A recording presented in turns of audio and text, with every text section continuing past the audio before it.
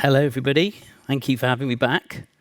I'll try and get you closer to that glass of wine. I'll be succinct, hopefully. So yeah, enterprise content operations for an AI-mediated world. So we're going to touch on a few of the topics I think that have been covered already today in such good fashion. Enterprise Ireland, for those who don't know, are an Irish government organisation, very similar to GTAI, if I've gotten that correct. So they help Irish businesses grow around the world, lots of offices, lots of departments, lots of complexity, big ecosystem. So I think they probably share a lot of similarities with the challenges of many of you guys in the audience today. I also agree, this is from last year, seems a lot longer than 12 months ago, to me at least. 2025, we were talking a lot about faster content. It was about doing more with less. This year, I'm going to talk more about content operations from an enterprise perspective. So 3 key themes that will come up as we work through the content. Structure that AI can read. We've talked about that's been mentioned already, so keep that in mind. Governance that AI can trust, and scalable workflows, and obviously KIO will definitely come into play, to control and keep that control across big, complicated ecosystems. Okay, so from our point of view, from Renegade's point of view, with all of our clients, the big factor driving urgency is this point around AI mediation, which is a clumsy term for AI sitting between the brand and the customer, compressing that buying journey. And we've talked a few times in presentations today about examples of where that's happening, where AI is shortlisting and recommending brands, services, products to a customer before anybody clicks or visits a website at all. This is an interesting stat from January 2026, 5 billion AI brand queries in January, a few months ago. And that's going to increase, isn't it? Because everybody likes the easy route. Yeah, I know I do. Our client, Enterprise Ireland. So business customers of Enterprise Ireland can use websites like this, pretty sophisticated search functions, filtering. They can find support services, grants, all sorts of useful information. Or they can ask ChatGPT, which many of them are already doing, right? They get, if you can see that, hopefully you can see the basic structure of that slide. It's a reasoned recommendation. It's why is this relevant to you? Where do you start? What's the rationale around why this content, this information is pertinent to your intent? So it's less like a search and more like a personal butler, which is a term that Zoran used earlier on. The browsing effort effectively is delegated, isn't it? AI searches the web on behalf of those clients, making decisions about which brands to trust, which content to surface, and which brands it trusts to recommend back to the end user. And that's a key theme, this word trust. AI is not just searching content, it's effectively making a value judgment. And it's looking for consistent, structured signals from the content that it finds on your websites and in other sources to decide, make decisions about what it trusts most. So in that sense, it's much more than SEO. It's not SEO on steroids. It's, from my point of view, I see it as a re-engineering of the buying journey. This stat's really interesting. Less traffic, but more qualified. So you can see around 5 times more effective conversion rate on AI queries than on traditional search traffic, because the AI has already influenced that buying decision significantly before a click-through has even ever happened. And that's the key operational shift, yeah? Content structure inside the CMS directly affects how AI reasons about your organization, which in turn impacts brand trust. And this is the good news. And again, this has come up already today. We can address the challenge with the tools and the technologies that we've already got. So well-structured, governed, consistent across an ecosystem, content inside the CoreMedia CMS. Thinking of the CMS as trust infrastructure, this idea of a central control point, which I believe Roy just mentioned, for how AI understands your value as a brand, as a business. If the content's clear and aligned to the intent, the trust increases from AI's point of view. If it's inconsistent, the trust erodes. So it's very much based on content structure. So in terms of Enterprise Island, Sonopar is another example we just started this process with. This is what that engineering, if you like, looks like inside the CMS. So I'm going to give you a few examples. Okay, so in terms of the signals that you see on the left, of course, AI isn't reading a web page in the same way that humans do. It's looking for what it sees as dependable content, which means structured for machine readability, governed, attributed, consistent across the whole ecosystem. So the challenge is bigger, the more complex the organization. If you don't have those characteristics in your content, AI finds it more difficult to interpret and allocates that authority somewhere else, potentially to your competitors. So, this point on the right-hand side, it's less a marketing problem and more an enterprise value problem. It's a conversation, I think, that sits at a board level. It's about content operations, thinking about content operations in the same way you would operational readiness at an enterprise value level, because it impacts lead generation and revenue directly. And you can see some of the numbers in those stats I showed earlier. This is an example, obviously, of again, ChatGPT query for Enterprise Island. The annotations, that shows you what ChatGPT is extracting from Enterprise Island, what it's pulling out from the Enterprise Island content to form that answer. So it's built an interpretation of their business, their support services that they provide to businesses in Ireland, based on the explicit content structures, the architecture inside the CMS. If those signals were buried inside PDFs or inconsistent page content across the ecosystem, AI would have to do more synthesizing of meaning for itself.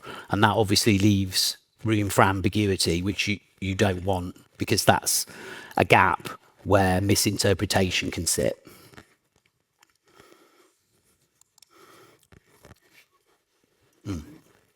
This is an example of a service page from and to. Obviously, service pages are designed for humans traditionally, and we're still going to be doing that as we move forward. Long form copy, detail tied up in long paragraphs. Humans can interpret ambiguity and extract meaning from that. AI finds that more difficult. So what we do is we build on that marketing copy with these structured models, attributes into fields, pricing becomes structured data, policies become reusable components. Again, that point around reuse and consistency, features are taxonomy driven, setting up those rules around governed, consistent formats across an ecosystem. How we do that is through this operations system. So it's not a one-off project, it's establishing a system inside the organization that we can work on an ongoing basis. Continuous, systemized. So starting on the left, structured knowledge architecture inside the CMS. Establishing what the governed model looks like for teams to create content. The assistance from KIO, big orange bit in the middle, to scale that up. And the governance with rolling compliance checks, both in terms of the creation and publishing process, but also the ongoing checks and optimization. So that brings us to KIO and how we're using KIO in the context of setting this up. Okay. So again, this is a point I think that's been made more than once today. It's important to think of KIO not as an experimentation layer that sits on top of the CMS. And it's really interesting to see what Roy's just told us about where they're taking that next. It's a tool to embed inside governed content operations. So that system that I showed you in the previous slide, KIO needs to embed itself into that process. So structured phases, experiment, learn, build knowledge, and scale up. And this is what that looks like. Okay, so using AI tools in general in KIO is no different, is more than just adopting the tech. If you're working in a large, complicated enterprise environment, it's about full transformation of how we do content operations so that you get this structured, governed capability that you can scale up. And that's the key thing, isn't it? Scale. Whatever mess you've got, you introduce AI into that, it's going to scale the mess. So create that structure, create that capability to govern and then scale. What you can see on the left-hand side there is the CoreMedia platform. So that's this governed foundation for structured content, controlled workflow, all the stuff that you're used to using from the platform already. And then on the right-hand side, that's the work that we're doing with Enterprise Island around operational enablement. So redesigning the content architecture for all of those key points that I made around AI readability, re-engineering the workflows to understand where KIO can help support and augment, and doing that in the context of the governance models, the regulation, the compliance that exists inside that specific organization. Obviously, Enterprise Island is a public sector organization. Compliance regulation is key. Bring those two things together, and what you get in the middle is the enablement system. KIO operating inside the governed workflows with human gateways, human approval. This is the process of how we do that in terms of reimagining and re-engineering. Okay, so we use this method POV, proof of value. So agile sprints, one use case at a time per sprint, 6 weeks in terms of a sprint cycle, controlled experimentation using real teams inside real workflows. So understanding the real world constraints, butting up against all the challenges that you will know from your own examples around compliance, around regulation, around brand rules, building operational learning into a central knowledge bank, specific prompts, playbooks. It's a process that's designed to build momentum and confidence with teams, which is something that's been, again, mentioned more than once by people. I think somebody said the phrase earlier, learn by doing. So it's exactly that principle, but in a controlled environment that's designed to capture that knowledge, structure it, and build it into a knowledge bank. That's an example of how the 6 weeks break down. There's some detail in these slides, but obviously you can get them after the presentation. It begins with a look at what's going on today.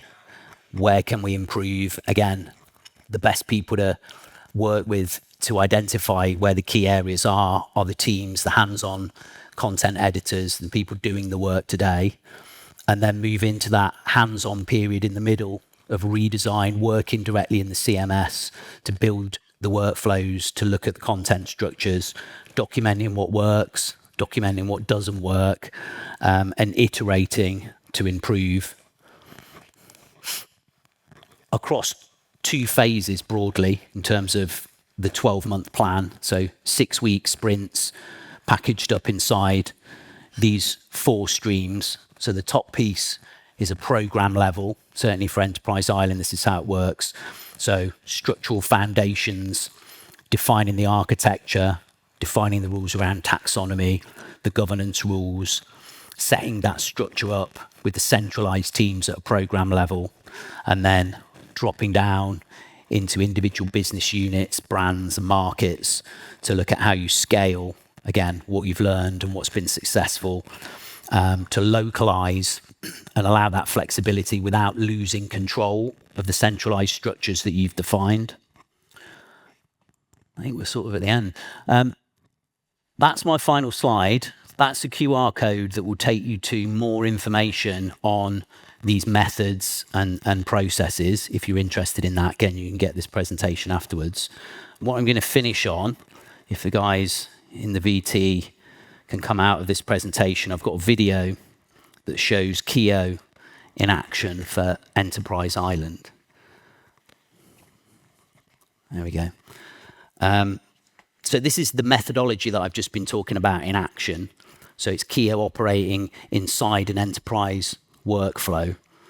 So flagging and correcting accessibility issues, checking brand guidelines, creating and suggesting new versions for review, but obviously always asking for human consent. Again, we've seen a few examples of that working in the demos. What it's doing is executing the governance playbook that's been designed specifically for Enterprise Island. So think back to that slide with the enablement system in the middle, that work to define those specific playbooks. You know, what are the important characteristics about your organization? Regulation, compliance, taxonomy, brand consistency, localization rules, and setting those up inside playbooks, engineered around specific content models and content rules. Again, all of that's going to be specific to your organization. So the playbook defines the audit criteria, the implementation rules, the validation thresholds that KIO works to, and then KIO executes, which is what it's doing here, inside those constraints. So that's an example of KIO embedded inside enterprise content operations for long-term, scalable enterprise value. Okay. Thank you for your time, mate. Found that useful.